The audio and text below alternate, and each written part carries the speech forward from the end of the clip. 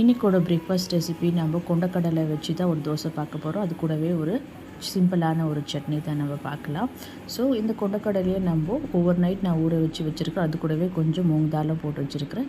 மிக்சியில் போட்டுட்டு உப்பு போட்டு கொஞ்சமாக ஆட்டி எடுத்துக்கோங்க. இந்த கன்சிஸ்டன்சியில் இருக்கணும். இப்போ சட்னிக்கு 1/4 கப் தேங்காய், 1/4 கப் அளவுக்கு கடலை, கொஞ்சம் கொத்தமல்லி, ஒரு 4 பச்சை மிளகாய் ஆட் பண்ணிக்கலாம். கொஞ்சம் பூண்டு, கொஞ்சம் இஞ்சி, தேவையான அளவுக்கு புளி, கறிவேப்பிலை அண்ட் தேவையான அளவுக்கு உப்பு போட்டு அரைச்சி கொஞ்சமாக தாளிப்பு கொடுத்துருக்குறேன். இப்போ நல்லா தோசைக்கல் நல்லா ஹீட் ஆகிடுச்சு. இந்த மாதிரி மெலிசாக நம்ம தோசை ஊற்றி எடுத்துக்கலாம். தேவையான நீங்கள் கீ, பட்டர் இல்லை எண்ணெய்னா போட்டுக்கலாம்.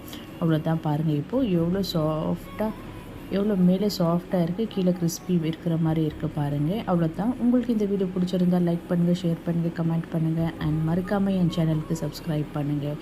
தேங்க்யூ ஃபார் வாட்சிங் திஸ் வீடியோ.